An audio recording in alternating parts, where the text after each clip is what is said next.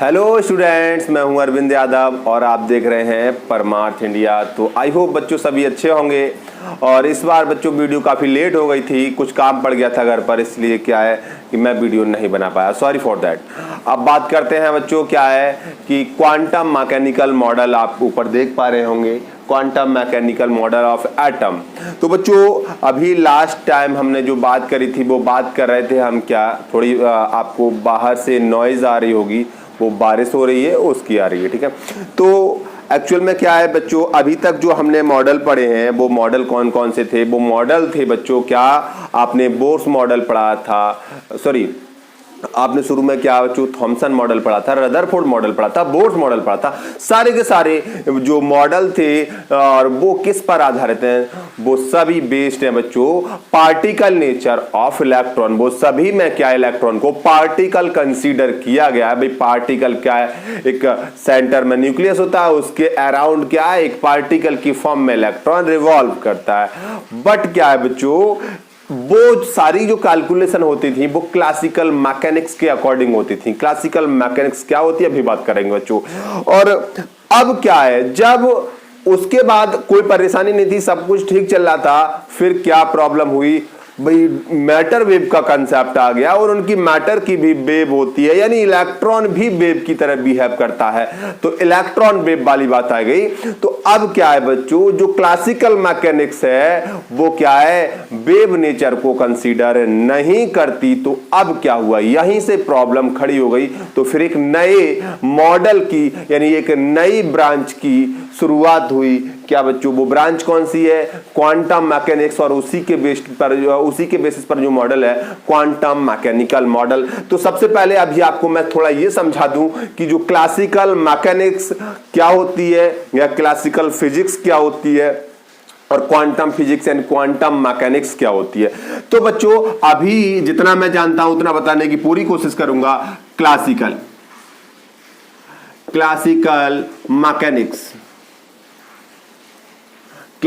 Mechanics जो थी बच्चों वो पूरी की पूरी न्यूटन्स लॉज पर बेस है। क्लासिकल मैकेनिक्स में क्या है बच्चों, उन पार्टिकल का मोशन, जैसे कोई बड़ा स्टोन है ऊपर से गिर रहा है, प्लेनेटरी मोशन, मतलब मैं कहूं जो प्लेनेट जो हो गए वो मोशन करते हैं, ठीक है। और हम एक प्लेस से ऊपर जाते हैं, कोई कार मोशन कर रहे हैं, वो सारे के सारे मोशन इसमें कैलकुलेट किए जाते हैं। सभी में क्या है, आप न्यूटन्स लॉ ऑफ मोशन लगाते हैं। भाई कि आपने न्यूटन लॉ ऑफ मोशन पढ़े होंगे ना। अब जैसे कि आपने देख लिया, आपने कोई पार्टिकल है, ये कोई ऑब्जेक्ट है, उस पर आपने फोर्स लगाया, फोर्स लगा के आगे बढ़ाने की कोशिश की, तो भैया एक्सीलरेशन होगा या नहीं होगा, कैसे क्या होगा, F = ma, इस तरीके से कर लेते थे बहुत सारे। तो सारे के सारे न्यूटन्स लॉ ऑफ मोशन लगा लिया करते थे, B = U + AT, ठीक है। तो यहां से क्या है, हम सारी चीजें कैलकुलेट कर लिया करते थे। बट ये प्रॉब्लम तब आई जब क्या है बच्चों, मैटर वेव और हाइजेनबर्ग अनसर्टेनिटी प्रिंसिपल आया। हाइजेनबर्ग ने तो ये बोल दिया था कि भाई इलेक्ट्रॉन की एग्जैक्ट पोजीशन और मोमेंटम तो साथ साथ कैलकुलेट कर ही नहीं सकते। एग्जैक्ट पोजीशन आप न्यूटन इलेक्ट्रॉन की बता ही नहीं सकते, बट ये साहब तो बिल्कुल एग्जैक्ट पोजीशन बता देंगे, ठीक है। ये आपको एग्जैक्ट पोजीशन बता देंगे, ठीक है। तो भाई परेशानी ये आई, तो यहां पर हम बात लिख लेते हैं क्वांटम मैकेनिक्स। अब क्वांटम मैकेनिक्स की बात करें तो सबसे पहले यहां पर मैं आपको लिख दूं 1 by 1 क्वांटम मैकेनिक्स क्या है और क्लासिकल मैकेनिक्स क्या है। क्या बच्चों, it is based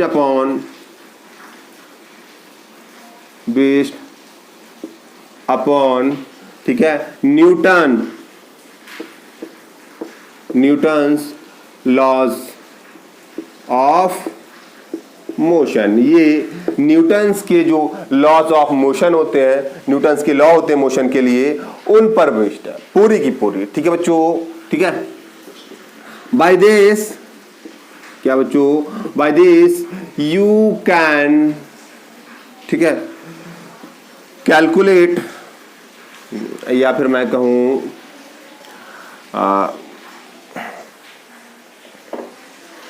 by this छोड़ो, यहां पर बच्चों it is applicable only for macroscopic particles, ठीक है। बट यहां पर बात करें इसकी कि ये क्वांटम मैकेनिक्स कहां से डेवलप हुई। क्वांटम मैकेनिक्स को डेवलप करने में दो साइंटिस्ट का बहुत बड़ा रोल है बच्चों। इट डेवलप्ड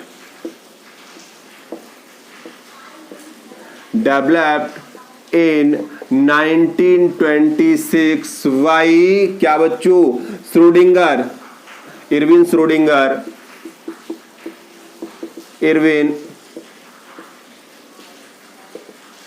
स्क्रोडिंजर भी बोलते हैं, श्रोडिंगर एंड हाइजेनबर्ग। अलग अलग सेपरेटली इन्होंने स्टडी की थी, हाइजेनबर्ग। और यहां पर इन्होंने क्या है, क्वांटम मैकेनिक्स की शुरुआत हो जाती है बच्चों। कहां से भाई, दो कॉन्सेप्ट आपको मालूम होने चाहिए, क्या, lambda equals to H upon M B, ठीक है बच्चों। ये मैटर वेव वाली बात आ गई, क्या बच्चों, मैटर वेव यहां पर इसे डी ब्रोगली इक्वेशन भी बोलते हैं, क्या बच्चों, डी ब्रोगली इक्वेशन।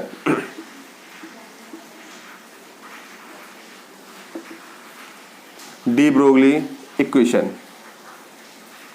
और डी ब्रोगली ने क्या कहा था बच्चों कि हर कोई पार्टिकल, हर कोई ऑब्जेक्ट, वेव और पार्टिकल दोनों ही नेचर शो करता है। वेव नेचर भी शो करेगा और पार्टिकल नेचर भी शो करेगा।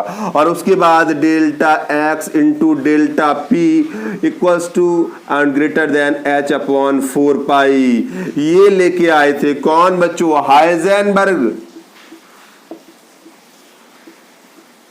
Heisenberg uncertainty principle. Heisenberg uncertainty principle, ये दो चीजें जब से आई तब से क्या इन दोनों को कंसीडर नहीं करती क्लासिकल मैकेनिक्स, ये कोई वेव नेचर को कंसीडर नहीं करती।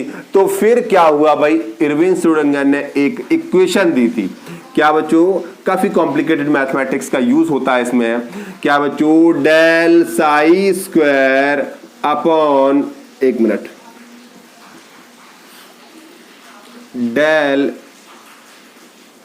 Del square psi upon del X square plus del square psi upon del Y square plus del square psi upon del Z square plus 8 pi square M upon H square plus E minus B psi equals to 0। ये है बच्चों Schrodinger wave equation, क्या बच्चों, Schrodinger wave equation या Schrodinger wave equation, ठीक है बच्चों। यही पूरी क्या है बच्चों, पूरी वेव मैकेनिक्स में क्या क्या है इसके बारे में, एक मिनट, हाँ यही इक्वेशन क्या है बच्चों। आगे आपको इलेक्ट्रॉन कहां पर प्रेजेंट है, इस न्यूक्लियस के अराउंड किस तरीके से मोशन कर रहा है, उसकी कहां पर प्रेजेंस है, इस इक्वेशन से मालूम पड़ेगा। 1 बाय 1 मैं आपको बता दूं। यहां पर जो साई है वो क्या है, साई एक एम्पलीट्यूड है, क्या बच्चों, एम्पलीट्यूड, ये एम्पलीट्यूड है बच्चों, या फिर मैं कहूं ये वेव फंक्शन है, क्या बच्चों, वेव फंक्शन।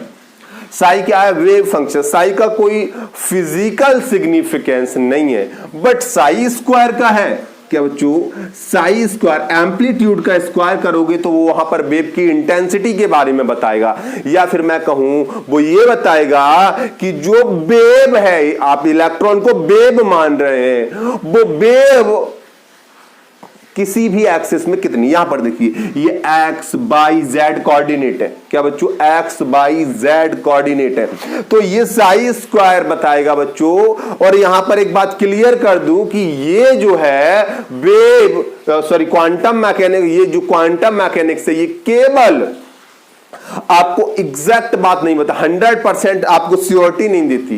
ये फाइंडिंग प्रोबेबिलिटी बताती है, आपको प्रायिकता के बारे में बताती है कितनी प्रोबेबिलिटी है किसी भी चीज को। तो आपको ये फाइंडिंग प्रोबेबिलिटी ऑफ इलेक्ट्रॉन बताएगी, या फिर मैं इनडायरेक्टली कह दूं ये साई स्क्वायर आपको ये बताएगा कि कहां पर इलेक्ट्रॉन डेंसिटी यानी वेव की डेंसिटी यानी वेव की इंटेंसिटी कहां पर ज्यादा है, और जहां फाइंडिंग प्रोबेबिलिटी ऑफ इलेक्ट्रॉन क्या होती है, मैक्सिमम होती है, उसी को तो क्या बोलते हैं हम, ऑर्बिटल या ऑर्बिटल। अब ऑर्बिट वाला कॉन्सेप्ट खत्म हो गया, ऑर्बिटल, ठीक है। ऑर्बिट वाली जो कॉन्सेप्ट वाली बात थी वो किसकी थी, वो थी बोर्स की, बट अब नहीं। तो ये क्या बच्चों, मैं कहूं साई स्क्वायर क्या बच्चों, finding probability of electron, finding probability of electron, ठीक है बच्चों। या फिर कह सकते हो ये आपको ऑर्बिटल के बारे में जानकारी देगा, क्या, साई स्क्वायर, इसका फिजिकल सिग्निफिकेंस होगा। अब बात आ जाती है यहां पर, ये वाली बात तो समझ गए होंगे बच्चों, मैटर वेव वाली ये आपको बता दिया था पहले। उसके बाद हम आपको आगे बात करते हैं। उसके बाद यहां पर क्या है बच्चों, यहां पर एक्स वाई जेड क्या है, ये कोऑर्डिनेट्स है, बताएगा एक्स में कितना डेंसिटी है, वाई में कितनी है, और जेड में 3। इसके आपको 3 डायमेंशनल ग्राफ बनाने होंगे, या फिर मैं कहूंगा आप बताओगे एस की शेप कैसी है, पी की शेप कैसी है, और डी की शेप कैसी है, और एफ की शेप कैसी है, अलग अलग ऑर्बिटल की शेप। ये एच क्या है बच्चों, एच क्या है, प्लैंक्स कांस्टेंट है, प्लैंक्स कांस्टेंट। और यहां पर बच्चों ई क्या है, ई टोटल एनर्जी है, क्या बच्चों, टोटल एनर्जी ऑफ इलेक्ट्रॉन। और यहां पर बच्चों बी क्या है, बी क्या है, पोटेंशियल एनर्जी, क्या बच्चों, पोटेंशियल एनर्जी। ये बच्चों वी पोटेंशियल एनर्जी आपको मालूम होगा कि भैया क्या होता है, सेंटर में क्या पॉजिटिव चार्ज, यानी सेंटर में न्यूक्लियस, उसके अराउंड इलेक्ट्रॉन है, इलेक्ट्रॉन और उसके बीच में अट्रैक्शन फोर्स है, तो ऑब्वियसली पोटेंशियल एनर्जी होगी। अगर मल्टी इलेक्ट्रॉन स्पीसीज है तो इलेक्ट्रॉन इलेक्ट्रॉन में रिपल्सन भी होगा, वहां पर पोटेंशियल एनर्जी किस वजह से होती मैंने बता दिया। यहां पर एम क्या है, मास हो गया, क्या बच्चों, एम क्या हो गया, मास, मास ऑफ इलेक्ट्रॉन। कोई प्रॉब्लम, समझ रहे हैं बच्चों, कोई प्रॉब्लम। तो इस ये हो गई बच्चों क्या, पूरी की पूरी क्या हो गई, श्रोडिंगर इक्वेशन। तो बस समझ में आ गया होगा। तो यहां पर इसे ध्यान रखना है बच्चों, ये क्या है बच्चों कि वेव फंक्शन को बताता है साई। साई आपको बताएगा कि फाइंडिंग प्रोबेबिलिटी इलेक्ट्रॉन की कहां पर कितनी है, ये एक्स में कितनी है, वाई में कितनी है, जेड में कितनी है, समझ रहे बच्चों। और ये डबल डिफरेंशिएशन इक्वेशन है, और यहां पर E total energy minus potential energy, और ये साई और इक्वल्स टू 0। समझ रहे बच्चों, इसे शॉर्ट में इस तरीके से भी लिख देते हैं, ठीक है बच्चों, जैसे H psi equals to E psi. ये H क्या है बच्चों, आगे जो मैथमेटिक्स होती है उसमें कुछ ऑपरेटर्स का यूज किया जाता है। तो यहां पर ये क्या है बच्चों, एक ऑपरेटर, ऐसे हैमिल्टोनियन ऑपरेटर बोलते हैं, क्या बच्चों, हैमिल्टोनियन ऑपरेटर। ये हैमिल्टोनियन ऑपरेटर है बच्चों, ठीक है। ये वही एनर्जी है, टोटल एनर्जी है, ठीक है बच्चों। तो शॉर्ट में एनसीईआरटी में इस तरीके से इस इक्वेशन को लिखा गया है। तो आपको जैसे मैंने लिख के बताया है वैसे ही आप लिख लीजिए, आपको कोई बहुत डिटेल में थ्योरी नहीं लिखनी है, क्योंकि आपको एग्जाम में ऐसा नहीं पूछने वाला कि एक्सप्लेन श्रोडिंगर वेव इक्वेशन। अरे नहीं भाई, ऐसे नहीं पूछेगा। 11th के बच्चे छोटे छोटे बच्चों से बड़ी बड़ी बातें नहीं पूछी जाती। तो इतनी बात समझ में आ गई होगी भैया कि क्वांटम मैकेनिक्स ऐसी है जो क्या है, माइक्रोस्कोप मतलब माइक्रोस्कोपिक पार्टिकल यानी छोटे पार्टिकल, ठीक है, की स्टडी इसमें होती है। बट जब ये वेव क्वांटम मैकेनिक्स क्या है इस पर लगाई, बड़े पार्टिकल्स के लिए लगाई गई, तो उस पर भी फिक्स बैठी थी। तो यहां पर आप माइक्रोस्कोपिक एंड मैक्रोस्कोपिक दोनों पर ही एप्लीकेबल है। क्या बच्चों, it is applicable for microscopic and macroscopic, ठीक है, it is applicable for macroscopic and microscopic particles, ठीक है, ठीक है। मैक्रो, माइक्रो और मैक्रो दोनों पर काम करती है, ठीक है। बट अभी बताऊं, ये जनरली ये जो इक्वेशन है तो ये हाइड्रोजन के लिए सॉल्व की गई थी, और हाइड्रोजन के लिए सॉल्व की गई तो जनरली देखा गया कि जो हाइड्रोजन के लिए तो बिल्कुल अच्छी तरीके से सॉल्व कर लिया गया, पर मल्टी इलेक्ट्रॉन स्पीसीज के केस में थोड़ी प्रॉब्लम आई, तो हमने अप्रोक्सीमेशन का यूज किया, अप्रोक्सीमेट करके हमने उस इक्वेशन को सॉल्व कर लिया, ठीक है। तो अब क्या है भाई, इस इक्वेशन से अब ये तो आपको समझ में आ गया होगा। अब बात ये है कि ये इक्वेशन से कैसे मालूम पड़ेगी। ये इक्वेशन पूरी तरीके से आपको क्या है, इलेक्ट्रॉन के बारे में बताएगी।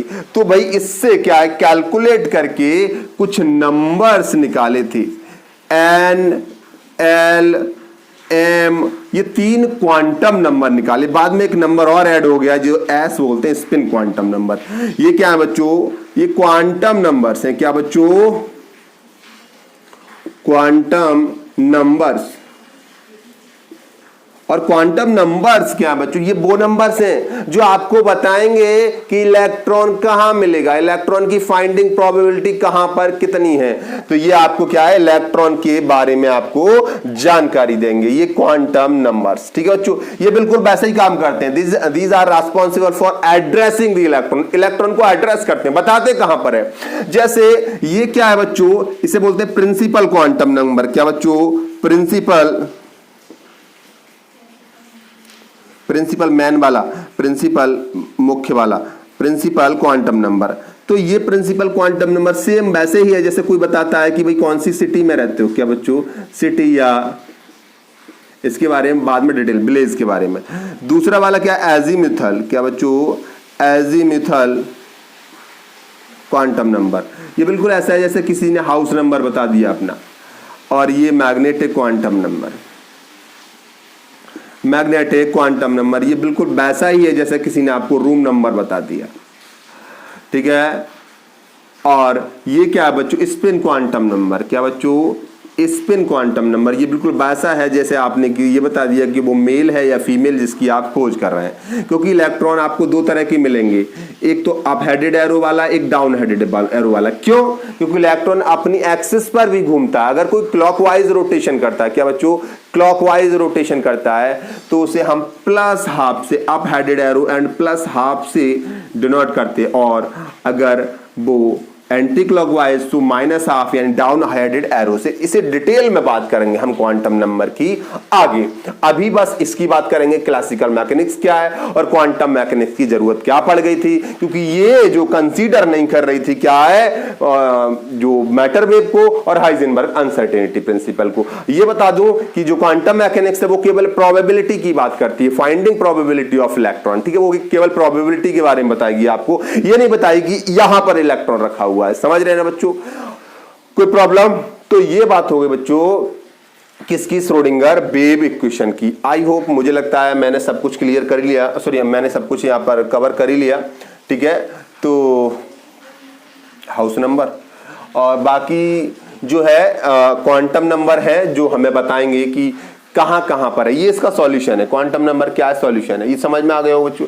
एच क्या है, यहाँ पर प्लैंक्स कांस्टेंट, मास है, ये एम क्या है, मास ऑफ इलेक्ट्रॉन है, ई टोटल एनर्जी, वी क्या है, पोटेंशियल एनर्जी, ठीक है बच्चों।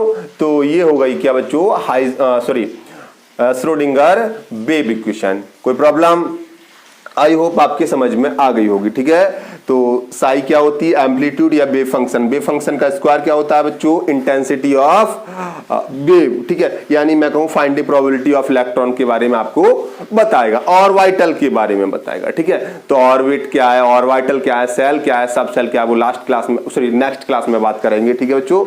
और तब तक के लिए thank you, keep watching, stay safe.